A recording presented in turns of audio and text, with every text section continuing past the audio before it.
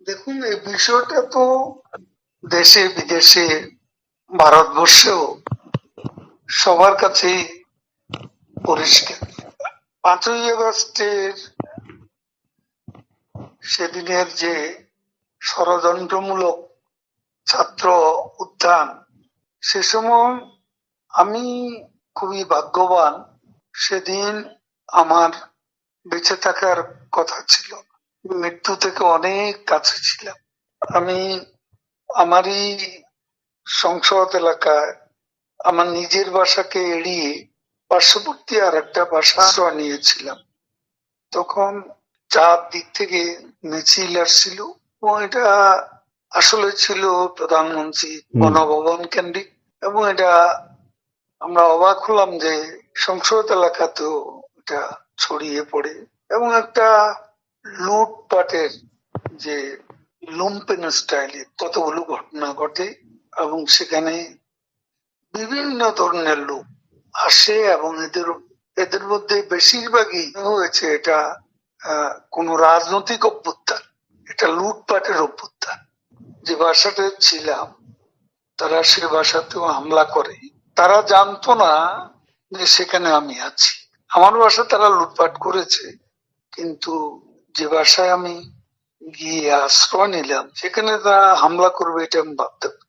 কিন্তু সেখানেও দেখলাম যে অনেক আহ লোকজন ঢুকে পড়ে এবং তারা ভাঙচুর লুটপাট করতে থাকে।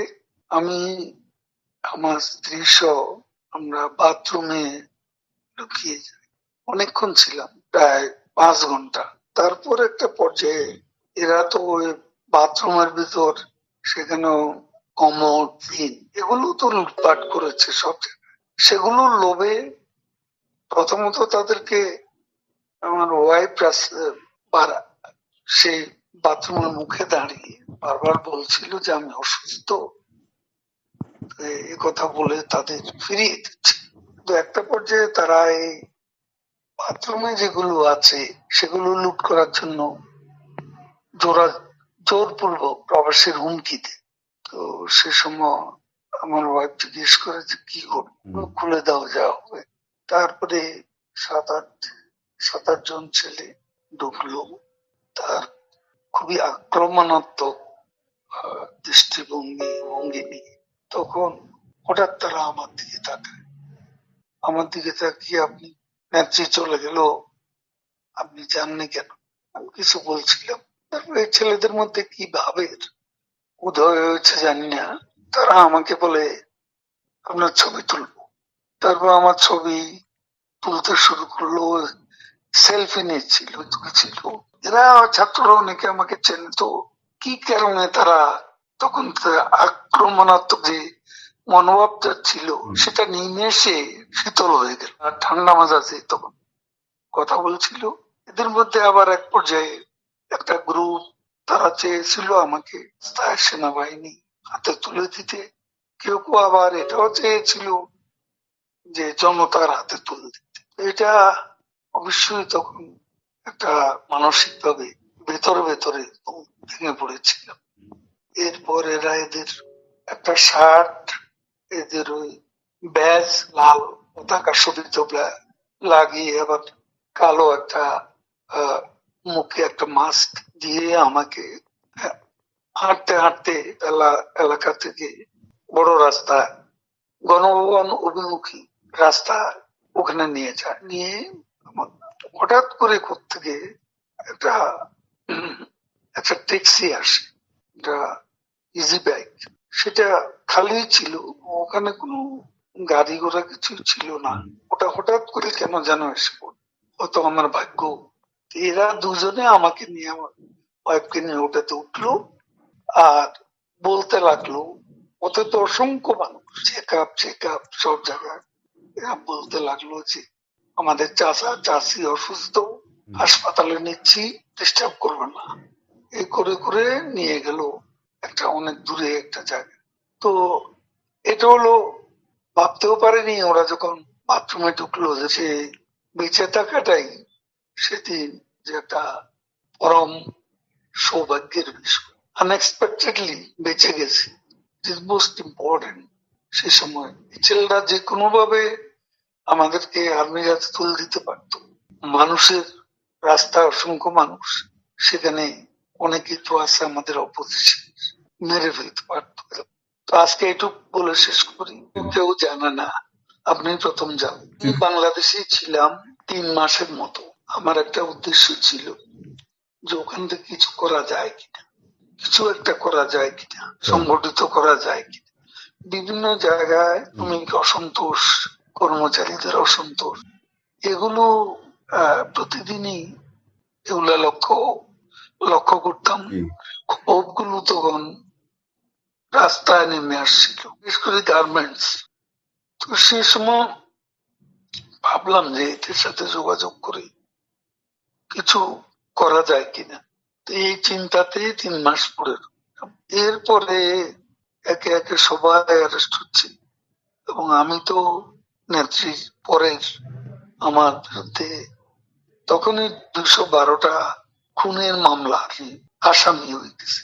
তারপর এই অবস্থা অনেকেই বললো, আবার এখান থেকেও অনেক অনুরোধ ছিল আমি যেন সতর্কভাবে এদিকে চলে আসি। এইভাবে চিন্তা করলাম যে আসলে আমি বাইপাস সার্জারি হয়েছে, অনেকগুলো ওষুধ খেতে হয়, আমি এখানে ধরা পড়লে ওষুধ খাওয়াবে কি। তারপরে অনেক কিছু ভাবনা চিন্তা করে 75-এ এখানে এসেছিলাম, তার বঙ্গবন্ধু, তারপর 100 নম্বর জেল হত্যা হলো, তারপরে কলকাতায় এসে 9 মার্চ ছিলাম। এখান থেকে ফিরে গিয়ে জগন্নাথ হলে একটা বৈঠক করছিলাম অনেক রাতে, ঢাকায় তখন কারফিউ। তো ওখানে আমাকে অ্যারেস্ট করা হয়। তারপরে এরপরে আবার 1/11 পরে তখনও জেল খেটেছিল, আসছি আমি, তখন যোগাযোগ মন্ত্রণালয়ের দায়িত্ব ছিলাম। মানে আমাদের ডেপুটি হাই কমিশনার বিজয় দিবসে আমাকে প্রধান অতিথি করেছিল। আমি রাতে ওখান থেকে আবার আওয়ামী লীগের হলে তো আমি চিন্তাম মোটেও ঠিক না।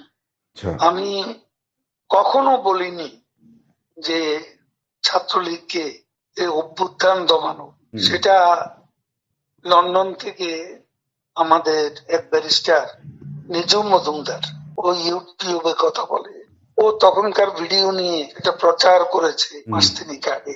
সেখানে ছাত্রলীগের নামই ছিল, বিভিন্ন বলা হয়েছে ওই দিন ছাত্রলীগই যথেষ্ট, এ ধরনের কোনো বিষয় ছিল আমার বক্তব্য। আর আমি পার্টির সেক্রেটারি, তারা আমার মেট্রো রেল পুড়িয়ে দিচ্ছে, তারা আমার সেতু ভবন পুড়িয়ে দিচ্ছে, তারা বিটিভি ভবন পুড়িয়ে দিচ্ছে, তারা আমার অফিস আক্রমণ করতে পারবা আসছে, পার্টি অফিস, তারা গণভবন মুখী আক্রমণ শানাচ্ছে। তো সে সময় আমি কি আমাকে সেভ করব না, আমার দলকে সেভ করব না, আমার নেত্রীকে সেভ করতে হবে না? তখন সে সময় আমি পার্টির সেক্রেটারি হিসেবে আমার উপর সময় আরোপিত যে দায়িত্ব, সে দায়িত্ব আমি পালন করেছি। এটা যে কেউ করতো, আমি ওই জায়গায়, আমার জায়গায় অন্য কেউ থাকলে তিনিও সেটা করতেন।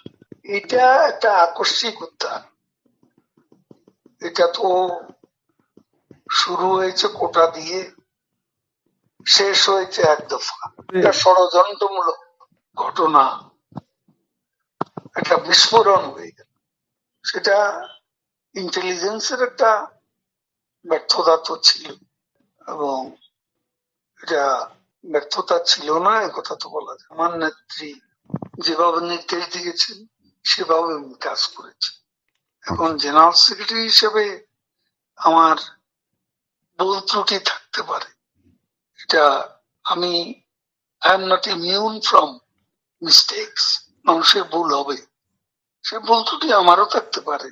আমি কাজ করেছি, কমিশন খাইনি, পার্সেন্টেজ নিইনি, আমার মন্ত্রণালয়টা সবাই জানে। তারপরে বাংলাদেশ আওয়ামী লীগের কমিটি গঠন করতে কমিশন নিয়ে কাউকে পদায়ন করিনি, চাঁদাবাজি করিনি।